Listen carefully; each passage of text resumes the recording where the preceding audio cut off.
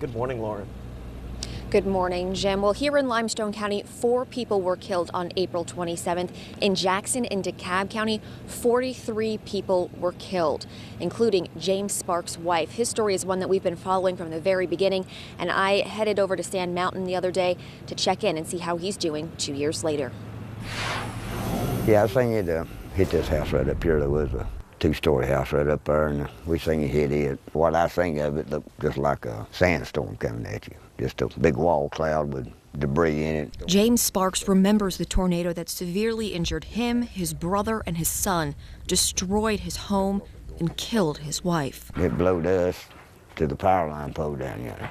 2 years later, his injuries are healed and his house rebuilt, but James still struggles every time a storm warning is issued and the sirens go off. Don't hesitate to do something. Get in your vehicle, get out of the way, crawl in the ditch, do anything. Because in a matter of 15, 20 seconds, your life can be changed forever. Marshall County DA Steve Marshall says he asked the judge for such a high bond because he believes that not only is David Barrow a flight risk, but he also believes the prosecution has a high chance for conviction. We asked David Barrow how he was feeling as he headed into the courtroom this morning. He didn't have much to say. David, did you do it? Did you take these sexually explicit photos of these children? Do you have anything to say about these charges against you? David Barrow wouldn't talk to us as he walked into the Marshall County Courthouse this morning, but when he went before the judge, he said he does want to talk. He's just been told not to. But I've been told to remain silent. But,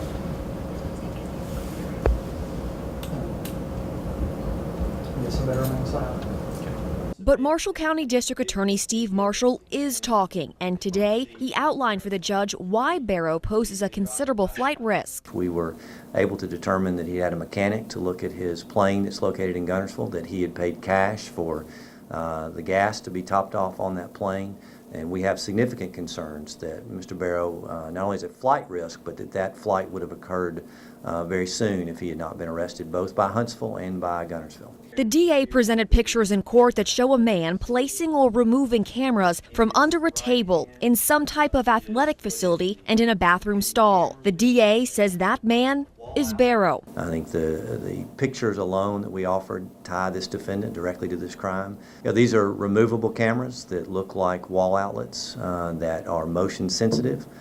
Do video and photographs. As for the victims, the DA says they've gotten in touch with all of the parents of all of the kids they've identified in the footage. In this case, this is not a stranger. We're talking about a man that was trusted by those that are on these photographs, that they had spent significant time with him, and for that parent to ultimately explain to a child just the nature of the charge itself is something that I can't imagine. The next time David Barrow will be in court is for a preliminary hearing if he requests it. He's a Newmarket veteran, about how he was drafted, about how he was shipped out of Boston, landed in England, and began training for the invasion that we now know today as D-Day. And that's where we pick up Harold's story as he was getting ready to step foot on the beaches of Normandy.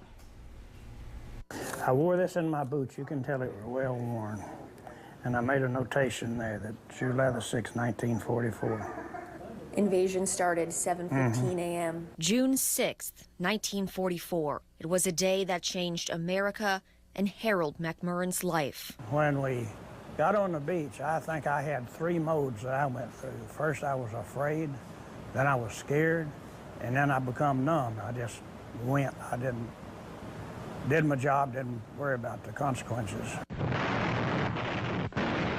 Machine guns was going off around you. Artillery was going off around you. And you see all these dead bodies and everything laying around. Wonder if the next one would be you. Today, many veterans have made the decision to go back to France for the anniversary and walk on the beaches they stormed 70 years ago. But Harold has no desire to return to the place that took so much. I left what I had there.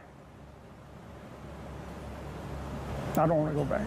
On this anniversary, Harold doesn't look back, but forward to the future of generations to come. I want them to know that freedom's not free. And they need to start looking at their history books, because if they don't, history will repeat itself, and they will be the ones having to do the same thing that we did. Dispatchers here at the Morgan County Call Center answer hundreds of calls a day.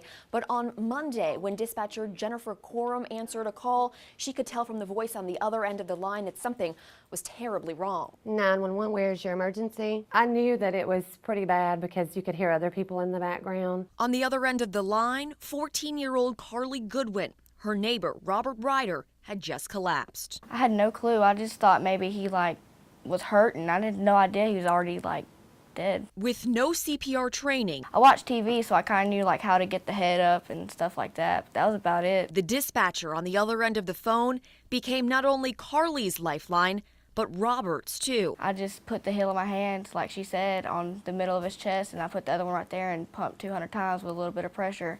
I'd get a heartbeat, it would stop, so I had to keep doing it. Carly continued CPR until emergency crews arrived. The ambulance guy said I was brave and strangely calm, and he's like, seriously, you did a great job. If you wouldn't have done what you did, he would have been a goner. As for the man whose life she saved, he knows Carly held his life in her hands. What do you think would have happened if Carly wouldn't have been there? I'd have died. I would have died for sure. She's a guardian angel. Yeah.